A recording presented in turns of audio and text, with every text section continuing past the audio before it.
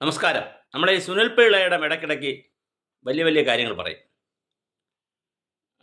വളരെ വലിയ കാര്യങ്ങളാണ് പുള്ളി പറയുന്നത്. പുള്ളി പറയുന്നതൊക്കെ വലിയ സംഭവമാണ്. ഇപ്പോൾ കഴിഞ്ഞ ദിവസം ഒരു സംഭവം പറഞ്ഞു.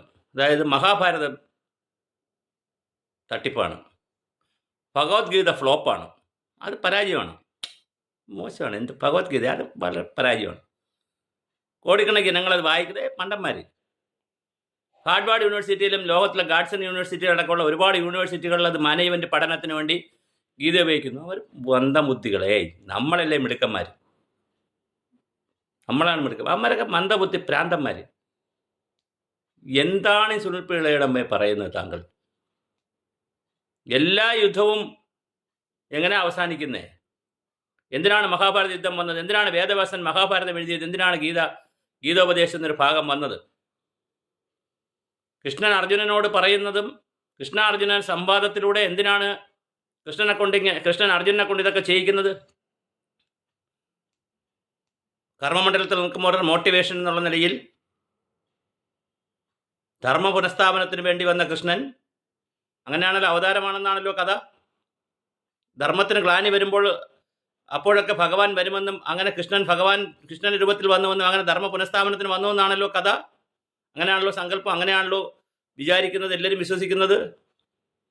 അങ്ങനെ വന്ന കൃഷ്ണനെ അപഹാസ്യത്തിനാക്കി അർജുനെ കൊണ്ടൊരു ചോദ്യം ചോദിപ്പിച്ച് വേദവ്യാസൻ അങ്ങനെ പറഞ്ഞു വിടുമോ? ശാന്തിപർവ്വം എന്നൊരു ഭാഗമുണ്ട് മഹാഭാരതത്തിൽ.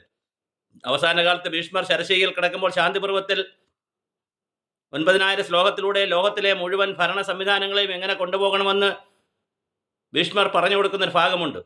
അവിടെ യുദ്ധം കഴിഞ്ഞ് പാണ്ഡവരെയും കൊണ്ട് കൃഷ്ണൻ ചെല്ലുമ്പോൾ കൃഷ്ണനോട് തന്നെ ഇത് പറഞ്ഞു കൊടുക്കുമെന്ന് പറയുമ്പോൾ, അല്ല മുത്തശ്ശൻ പറഞ്ഞാൽ മതി എന്ന് പറയുമ്പോൾ, അതിന് ആരോഗ്യമൊക്കെ ഞാൻ നോക്കിക്കോളാം എന്ന് പറഞ്ഞ് അദ്ദേഹം പറയുന്ന രംഗമുണ്ട്. ഭീഷ്മർ എല്ലാം പറഞ്ഞു കഴിഞ്ഞതിന് ശേഷം പറയും, ഉണ്ണി, യുദ്ധങ്ങളുടെ ഒരുപാട് മഹാരഥനായ ഭീഷ്മർ പറയുന്നു, യുദ്ധം സൂക്ഷിച്ച് ചെയ്യണം. അതാണ് മഹാഭാരതത്തിൻ്റെ അന്തസത്ത, അതാണ് സനാതനധർമ്മത്തിൻ്റെ അന്തസത്ത. യുദ്ധം സൂക്ഷിച്ച് ചെയ്യണം. ഭാഗ്യമുണ്ടെങ്കിലേ ചിലപ്പോൾ ജയിക്കുകയുള്ളൂ.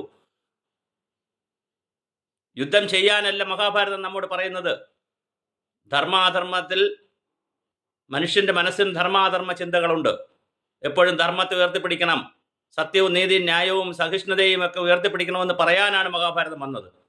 ഇതൊന്നും മനസ്സിലാക്കാതെ, ഒന്നും വായിക്കാതെ വലിയ തള്ളി മറിക്കലുകൾ നടത്തുന്ന പ്രിയപ്പെട്ട സുനിൽ പി ഇളയിടം, നിങ്ങൾ അമർത്യാസനെയും കൂടെ കൂട്ടുപിടിച്ചാണ് ഇത് പറയുന്നത്.